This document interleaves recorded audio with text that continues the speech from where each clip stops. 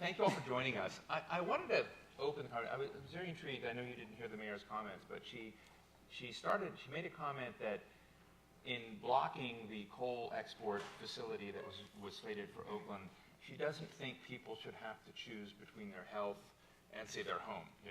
And I want to start with that question because at one level, I get that, and I completely agree. On another level, just understanding economics and how societies work in this transition, which is going to take a long time from fossil fuels to clean and renewable sources, fossils remain a part of the package for a long time.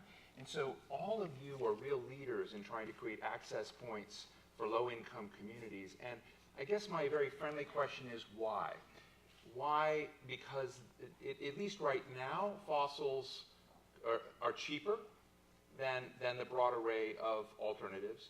And if you wanted to give people sort of a little more food on the table, a little bit more relief on their rent, why not let them do that and let the wealthy in society carry the load and expense for making this important transition to clean fuels? So let me just start with any of you. Let's just have a chat about that, because I'd like to hear the case. And I should all tell you that I don't actually believe the question I'm asking, but I want to ask it anyway. You're being an protagonist. Yeah, I mean, it's not cheaper yet, right? Because in many states across the country, it's already at parity with renewables. So that's important, just Some factually. renewables, right? Some renewables. And it's important for us to know the facts. But when we think about the social impacts, the cost, the externalities that is not taken into account in the energy kilowatt hours, then it's not actually cheaper. When you drive through Oakland, as many of you did today, you see a lot of the impacts of people who are suffering already from these pollution. You see asthma, you see stroke, you see cancer, you see a lot of people who are taken into the cost. They're also paying the actual cost of relying on fossil fuels. There was a woman we met last year named Maria Zavala, and she was paying in Fresno $200 on average for her electricity bill, because she had to crank up the heater in the winter, crank up the AC in the summer. And when Grid Alternatives, to Stan's credit, when they got them free solar panels, they were able to save overnight from $200 a month on average to $1.50, because she was now in renewables. And not only is she now saving costs and investing in the local economy of Fresno, but now that's a job on her rooftop. That's ability for the fossil fuel, the power plants to crank the dirty energy out a little less, helping all of us breathe easier, and investing in the growth of something better for all of us, renewable energies. Has somebody, I want to get the gentleman in here on this, but has somebody done a good profile of the cost of those externalities? Because I think it's a powerful, I think that's a powerful answer, but it's an answer that sounds subjective. But is there someone that's gone out and really done a very good assessment and said, hey, San Francisco Examiner, here is the profile of real costs versus real costs, or here are the real subsidies in fossil fuels that are often neglected as part of this. Here is, how is the data look? Yeah, we're beginning to see a lot of that in California, particularly because the state is investing a lot of money into renewable energy and getting to our climate goals. As many of you know, we just recently approved an extension of those climate goals, trying to get California below 1990 levels by 40% by the year 2030, which means that the investment necessary to reach those goals are going to be massive. But also California is a leader in making sure that the investment also hits the most disadvantaged communities in the state. Just this week on Wednesday, the governor signed a bill that directs a minimum of 35% of the revenue collected in California from polluters to disadvantaged communities. But it's not only just about the investment, it's about making sure that the benefits are hitting those communities and generating comprehensive benefits to them. So Greenlining led an effort last year to do a case study report on the investments to figure out not only is how are they saving energy costs, but also how are they putting that money towards health costs, towards deferred maintenance and other things in their homes that may need it, or just generally how do they benefit economically from job opportunities, business opportunities, and how does the community really green up in not just in an environmental way, but an economic way. The state is tasked with coming up with the data that demonstrates not only how are we reducing greenhouse gases, but generating all of these co-benefits. So that cost-benefit analysis is a lot more comprehensive now in California than it used to be because of the leadership that the state has. How big is the low-income community you're trying to transition? Jose? So in California statewide, you're looking at about 4.4 million households. So that's about 16 million people then, 17 million people? In California? Well, no, in the households, are you counting 4 per household? It or depends, yeah. So that's a sizable, really Oh, sizable. yeah, I mean, in this utilities territory, you're looking at about 27% of customers being care eligible. And that's a definition of low income. To answer an earlier question, I mean, at the crux of this debate is that policy doesn't operate in a vacuum. That while we have all these goals towards renewables, towards climate change. You haven't been to D.C. lately, right? I was going to say that there's an economic aspect to this. And so when you talk about low income, I mean, that's the part that we should focus on. Clean energy, renewable policy doesn't really care if you're rich or poor. I mean, It's about load reduction. Some of the programs we work on is about load reduction and also reducing hardship, safety, public health. At the Low Income Oversight Board, this is an issue we've faced for the last 17 years. You're trying to implement energy efficiency programs and reduce economic hardship. So you'll go to Fresno, and there'll be a household, 115 degrees. They operate a fan. They can't get a 16C or 4-ton HVAC unit in there because it'll increase the load. And so they won't be eligible. So does that make sense in terms of you won't install a unit that will reduce your hardship because it will increase load? Stan. Your opening question was interesting in that it's one that I think we've been trying to push against for that perception for the past 7 years and the time that I've worked on policy for low-income solar access. And it's, we're trying to expand solar access to low-income families. You have to move beyond the dollar per megawatt cost. I think we need, to look at why. What our goals are as a society, as a nation, as a state.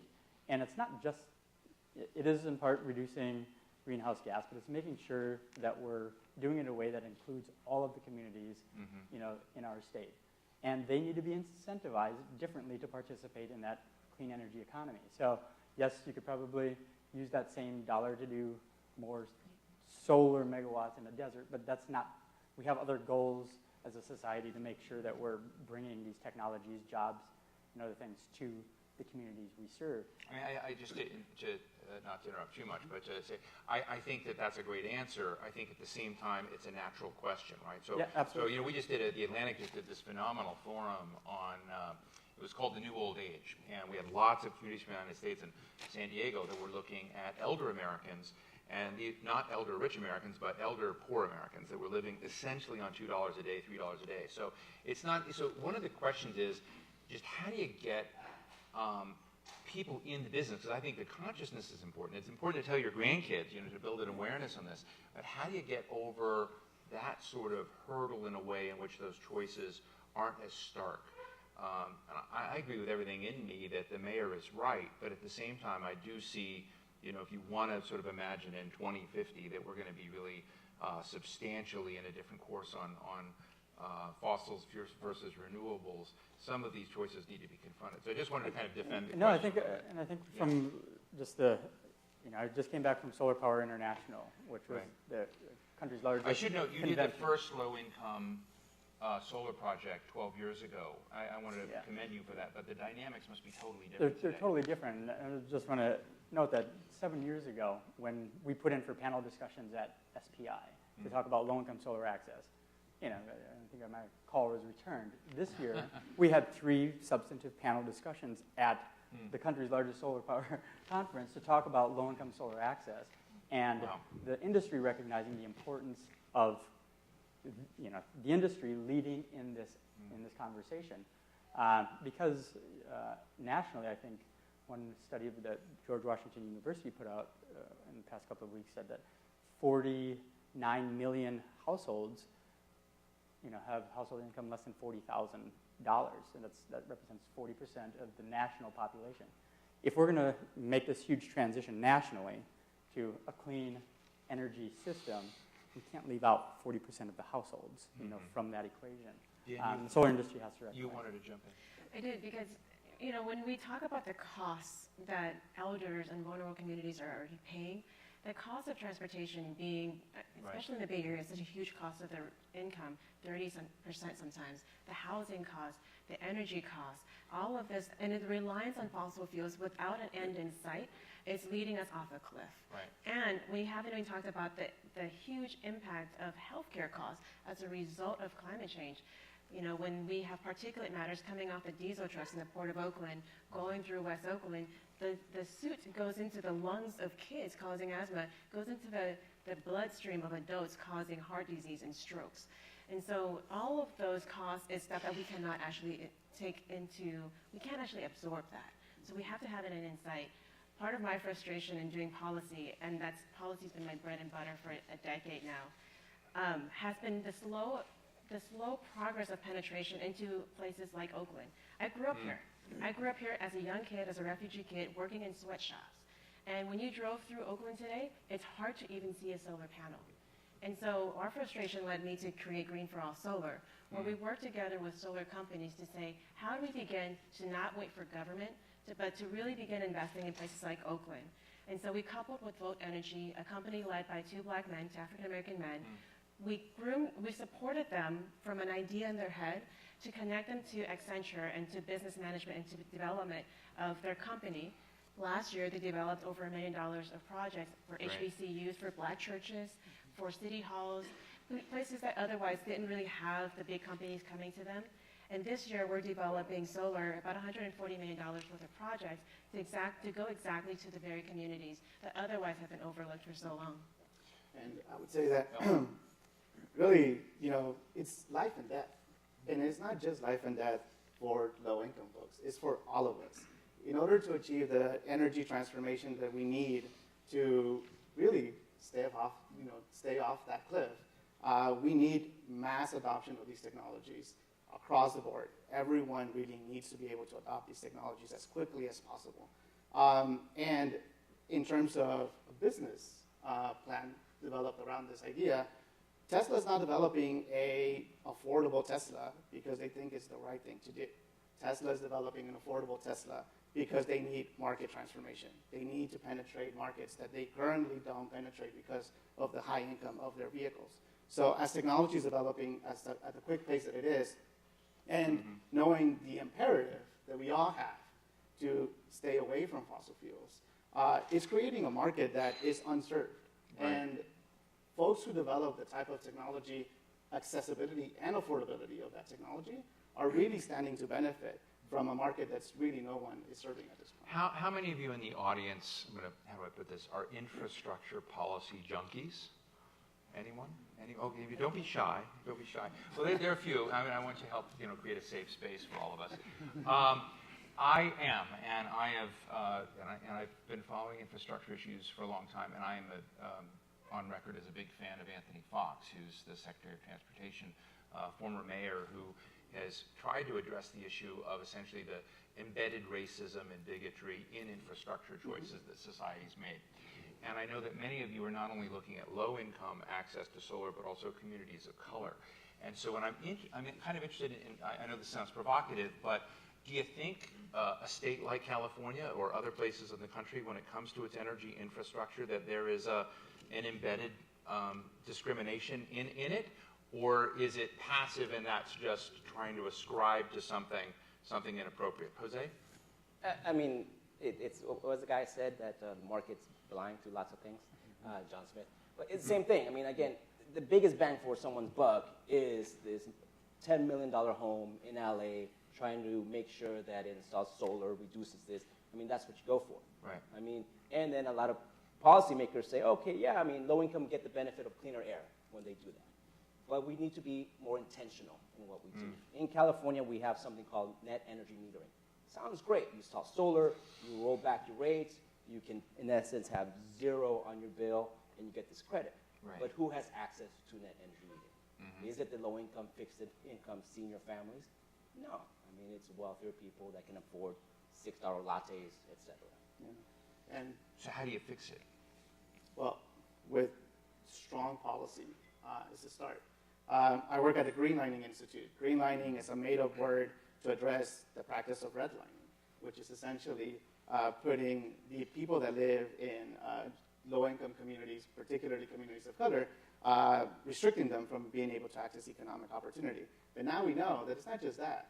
That's where siting of the most polluting industries. So just so I'm getting this right, are you saying that these communities, some of these communities, actually just cannot access the same program that the $10 million home community can access, that there is a discrimination in the access points? I just want to make sure I understand. There has to be policies, and we talked about this at SPI, which is for low-income solar adoption to scale. Right. It's not being driven by purely market forces right now, right? You have to have policies that are directly targeted to, the increase of access to for low-income families. So the political leaders have to make that commitment, and we're all part of that. The environmental justice, solar, and utilities are all part of those conversations to make that happen. Yeah. It's we all have to make that happen, and part of the bright spot of this clean energy economy is the rapid drop in costs in solar. And it's dropped so quickly, we think it's a natural evolution and it's going to happen inevitably. It's not true. All of us up here are political animals, and we do a lot of politics and advocacy at the state level. We are outspent multiple times, tens of times, by the fossil fuel economy to defeat, oppose, and roll back everything we fight for. And every time we put up a win, an inch, they try to roll us back a foot. And so they've been outspending us, outworking us, outlobbying us, out investing in our politicians. And the Western States Petroleum Association, the Koch brothers, the fossil fuel industry, we're not seeing any commensurate spending and investment from our renewable energy companies in the same efforts in advancing the clean energy economy. And that's hurting us because, as Stan mentioned earlier, across the country, and including industry, they know that we rely on voters of color, we rely on legislators of color to advance clean energy solutions. But when you look out the window, you don't see people who look like us owning solar panels. And you don't see people who talk like us advocating for clean energy on CNN and other mainstream places. As a result, if you were a thinking person, you might think that clean energy economy is not for us. And so we actually have to begin rolling and pushing back on that, because we talked about the facts earlier. Facts are not common sense to people if it's not shared. And so we have to actually do a lot more to make sure we're advancing on that. Do you think Tom Steyer is moving the needle in any way on the area that you feel sort of not supported, no one behind you, but Tom Steyer's name is all over this, so I'm just interested, is there a sense of strength from his work politically? He's a huge leader in this, a huge champion. I know Tom personally. And he's a great guy. And but I hear the but coming. You know what? Don't you hear the but coming? The funny story about Tom is we flew him out to Flint. As soon as we heard about the story, he flew out and he was in solidarity with us. And it was Tom Steyer, Van Jones, Mark Ruffalo on a bus. And Tom Steyer was the most radical person. And he called out the racism in Flint, and he called for Black Lives Matter. And so Tom is a good guy.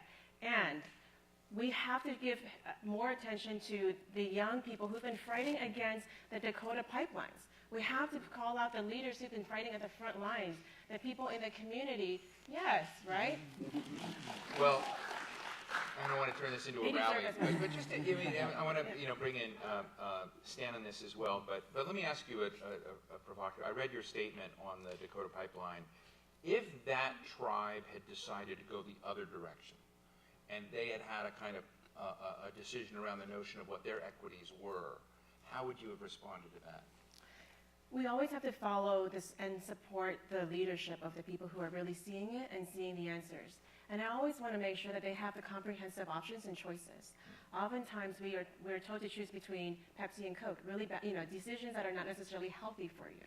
We want to make sure that we're providing everybody the answers, the options, and let them know that we are cavalry. We can support them on that. And it is because of the leadership of Greenlining Institute, of the leaders in California, that hasn't been shared. That's why we created a toolkit that says, here's the best ideas in this country. And we posted online for free. We brought the best minds together to share those. And wrote it up, so small plug, thecleanpowerplan.com. If you're looking for good answers, what the best in the country is doing right now, thecleanpowerplan.com is the best policies, case studies, stories that you'll see. Gentlemen, I recently had spent 2 days traveling with Ernie Moniz, our Secretary of Energy. Anybody know Ernie Moniz? He's a cool dude. I mean, he's much cooler off-set than he is on-set. He's a very interesting guy, and he's sort of an all-energy type guy. But when you spend time with him, you feel like you're sitting down with the inventor behind the gadgets in a James Bond movie, who sees so many interesting technology opportunities down the road that will revolutionize. And some of it is pretty simple, like lightweighting trucks or whatever. But I just want to talk to all of you, because one side is a very earnest way to bring people on. But what are the sideways? What are the bank shots to get a better energy picture, a more renewable energy picture that you folks have seen within the California context that we might not be thinking about every day? Well, one that I'd like to highlight is that, again, this is a space ripe for new innovations, new strategies, new ways at addressing this problem that we have. So one of the ways that we are really interested in focusing on this question is, how do we invest in entrepreneurs from disadvantaged communities, from communities of color, to develop the types of technologies that they know will work in their community because they're from that community. So we're actually participating in something called the CalSeed project. It's seed money for entrepreneurs, particularly of color, that are looking to generate some type of clean energy technology that will service folks from low-income communities and communities of color. So for us, I think investing in entrepreneurs to be not only the recipients of clean energy technology, but the owners and developers of that is really important. So these are like incubators? It's like, it will be incubator fund. I see. For them to develop their own technology. Jose, have you run into new opportunities that may not be top of mind? I say yes, and then for low income, it's also, was talked about earlier by the Oakland mayor in terms of pathways, in terms of access, in terms of jobs, Right. in terms of education. Really good opportunity to kind of excite people on math, engineering. Both whether it's solar, whether it's utility, we see the need to grow the pipeline. Right. And so a way to engage our communities, maybe just not monetarily in terms of reducing economic hardship, but also providing real opportunities to careers. Right. So that's something we're looking at. But we're lucky, we're in California, not just because of the sun and the cheese and other things, that we have these leaders that have bold statements, 50% RPS, 40% in terms of greenhouse gas. And now the difficulty is going to be in implementation, that we're seeing that there's 4 entities now that have to talk to each other, the Resource Board, the Governor's Office, the Energy Commission, and the PUC, and then we're seeing these silos. They're used to doing things the same way. And so if we want to better serve low income, let's also make sure that there's communication across those segments. That's really great. I want to stand next, but I want to commend all of you just in one point, because when you are issuing your reports and you're thinking about this, one little thought experiment, one of the poorest counties in the United States that I happen to be attached to on other issues is McDowell County, West Virginia, right? So coal state, but this is a really resource-strapped area of the country. So I often think that one of the challenges we have in the policy area is to take the really fantastic models that are conceived in some place and begin looking at what parts of those can be exported to more of the resource. And if you bridge that, then you don't have to worry about the Koch brothers. It begins to change the dynamic a little bit. So I don't know what that bridge looks like, but Jose, I know you're going to get it done. I've got So a bridge Stan? for you. Yeah. Because we looked at that specific issue too. There's many states who are looking at exploring what can we do in the low-income solar access Right. space. And we've been getting calls for the past couple of years from various states, entities, utility folks to learn more about what we're doing in California. And so we decided to put together this last year a low-income solar policy guide, lowincomessolar.org, which serves as that model. We looked across all of the states, who's doing what in the low-income solar access space, what are the different flavors that work in California, and Colorado is different, New York is different, and really provide real workable solutions so that when we move forward with the conversation of low-income solar access, we move forward with a solutions-oriented conversation. And this could be a resource for saying, okay, we don't have to invent this from scratch ourselves. Here's a lot of different models that have been implemented successfully or being piloted in different parts of the state. What makes sense for our state? And so it can empower, hopefully, the community-based organizations, the EJ communities, and solar advocates to And we push go to policy questions forward. right after your comment. Yes. I think your point about West Virginia is so important because a lot of times we don't like to talk about it in our work, but what people do is they sacrifice certain states, and they don't actually go there to do work, do the hard work, because they think it's too hard, like West Virginia, Tennessee, Dakotas, New Mexico. And growing up here, I thought I was poor. When I went to those states and saw rural poverty, it's a different kind of poor, and it's devastating. Truth or consequences, New Mexico. Yeah. Yeah. And there are places that are just now getting connected to the grid. It's because of that, there's financing is so important. And financing is hard because oftentimes you're asking people to borrow loans that they cannot afford or don't have the credit score for. And so this company, Clean Energy Works, figured out how to bypass all of that. Because what they said is, don't borrow money. Let's figure out how we can take some public money and invest it, and then you can pay it back on your bill. And so when they did that in Tennessee and in New Mexico and Arizona, it actually tripled the amount of uptake by the poorest and most impacted families. Pretty much overnight, within the first 2 months, those first 2 months outperformed the best 2 months ever the states have ever seen because they were able to do financing. What's the best place for people to read about Clean Energy Works? Their website. Okay, Yeah. Clean Energy Works website. Yeah. Let me open the floor to questions and comments. Yes, right here.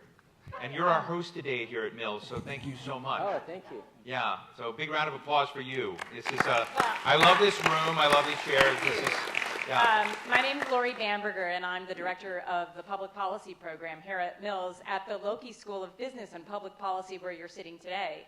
And our students, our graduate students, some of whom are getting their individual degrees in policy and business, and many of whom are getting a unique joint degree in policy and business, are grappling with these very issues of equity and access every day.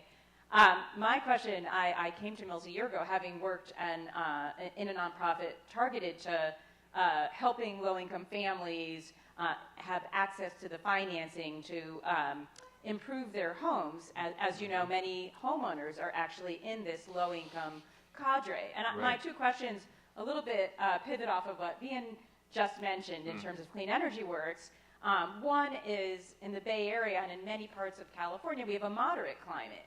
So electricity savings and solar are not necessarily the only way that we have to figure out to get access to our low-income population. We have to figure out on the gas and the heat side what to do. And I'm curious, what are some of the solutions that you see? We were working on access exactly to this, line item billing, so that families could repay safe loans that are sized appropriately for these families and that are unsecured, so they're not dangerous in the event of an unforeseen circumstance. And I'm just curious what you see is happening. I believe that PG&E is launching this line item billing product this January. Okay. Vien? Quick reactions, quick thoughts. Yeah, I mean, across the country, we're seeing great things. I think using an investment model, a pay-as-you-save model, rather than a loan model works best if you're really talking about penetrating to low and moderate income households, right? Because a lot of these households don't have the credit score, don't have the credit history, and it allows for them to not incur the risk of borrowing another loan and also benefiting from clean energy. And it accelerates in the very markets that a lot of industries are having a hard time penetrating into. And to the question of, it's not just solar or weatherization, transportation, right? Like everybody needs ways to move around. Mobility options are really important. So it's been our pleasure, and under Vien's leadership, Greenlining sponsored a bill, SB 1275, is the Charge Ahead initiative, which has the goal of putting 1 million electric vehicles on California's roads by 2023, with particular incentives towards disadvantaged and low-income populations. So I was just explaining earlier today that in California, you can scrap your old polluting vehicle to receive up to $9,500 in incentives towards the purchase of a plug-in hybrid or a electric vehicle. But it doesn't have to be new. It could be used for a secondary market used vehicle. So what we've seen is that some folks are able to purchase a vehicle literally almost free because the secondary market price is so low that families are able to access this type of vehicle now. So those are the types of innovations that I think at some point we have to get out of the silo way and have all that be bundled up so a family can get energy efficiency, solar, electric vehicle, plug-in, that would be achieved. Stan, Jose, quick reactions? Yeah, I was just going to build off of that and say part of this is we're focusing on solar, but part of our program is enrolling folks into the weatherization programs that are offered, in various ways through the state. And we partner with the utilities. Anyone who signs up for solar gets their weatherization services, which includes gas and, electricity. I mean, weatherization program, great. Administration, not so great. I mean, right now we're cleaning up rules where there's a rule that you can't go back to the home after 10 years. Right. Technology Happens 1 year, 2 years. You still have in the rule CFLs as the only type of lighting that can go out. What about LEDs? I mean, that was like 6 years ago. But you're right, not just solar. I mean, there are other forms of renewables. I mean, 15 years ago in the Senate, we were looking at closing down landfills, sequestering methane, transforming all the carbon into energy. I mean, unfortunately, that hasn't picked up. But if you look at low-income communities, we have all the landfills. Let me get one other question. Yeah, right over in the back. My apologies to the middle. Yes. Oh, hi. Oh, you're going to hold it? Yeah. Okay, thank you. We Hi. don't trust you. Oh, no, I'm very trustworthy. I You definitely can trust me. My name is Deborah Moore, and I'm with the Union of Concerned Scientists. Oh, great. And thank you. Really excited to be here. And Vien, I was really happy at the beginning that you answered the first question around externalities, and then you asked, well, who's done a good analysis of externalities? Right. So if you Google fossil fuel externalities, our page comes up Oh, first. cool. There's Thank you lots for of answering information that. there. Great. For example, life cycle cost of health effects of coal from 97 to 2005 is $74.6 billion a year. Right. That's about a third of the average home's electricity bill per kilowatt hour estimate there. So my question is really around how to internalize externalities. We've been allowing the privatizing of profits and the socializing of all these costs, health, everything else, and that is the undue burden. So how do we level the playing field so that all the financing But questions... none of you can say carbon tax, even though I think carbon tax solves it, because we're not going to get one. But I mean, I completely agree with you. But wouldn't a carbon tax just help automatically overnight begin to change that? But are there other ways that are maybe nearly as effective as a carbon tax? You might get some debate on the carbon tax. Okay, cool. But I won't go there. We'll do it on email. Happily. Yeah. So let's redefine cost effectiveness. Let's talk about the fact that utilities in California decide what they invest in and what programs to go for based on the cost effectiveness, literally the term, on the projects and the programs. And that's not right, because that doesn't take into account the social impacts, doesn't take into account the things that we actually want to invest in, what Alvaro talked about, the importance of community benefits. And so when we begin expanding the definition of cost effectiveness that utilities have to be held onto, then we actually begin to take into account the externalities and take away from the bad, but also invest in the good. Right. We're going to have to bring this to a close, but just quick reactions to this point on externalities? Yeah, and some of the, on the solar side too, it's bringing into the modeling these numbers. They're difficult to do, and it's, which inputs do you bring into the cost effectiveness analysis? The non-energy benefits has been debated for, decades, right? So, but we still have to advocate for what are the goals of our state? What do we care about, and making sure that what we're passing on policy is making it into the models with numbers. You value what you measure, so making sure that there's other things included in that measure. And Alvaro, I'm going to give you the last word. I recently, I don't know if any of you have been up there, the Bullitt Center in Seattle. If you don't know it, go online and look at it. It's the Bullitt Foundation created this, in fact, the founder of Earth Day created this most amazing building I've ever seen. It created an 85% reduction in the average use of power in a building.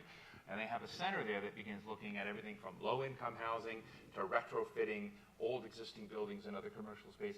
And as I look at the population figures for the United States, they're growing massively still, despite what our immigration debate, and that the low-income housing side is going to. Why don't we? I mean, just to include, why can't we take some of these ideas and just build them into low-income housing of the future and begin addressing some of this?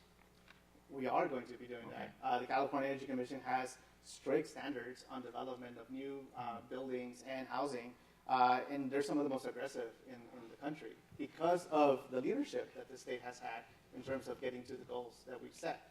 And I think, again, it's about energy revolution, right? And energy revolution is going to require very strong leadership. 2016, in my opinion, was a banner year for climate policy in California, not only in addressing climate change, but making sure that equity was at the center of that conversation. I was so excited that this might be my next big project, but since you're taking care of it already, I feel better, sort of. Let's give a big round of applause to Stanley Greschner from Grid Alternatives, Jose Hernandez from IDEATE, Alvaro Sanchez of the Greenlining Institute, and Vien Truong of Green for All. Thank you all very, very much.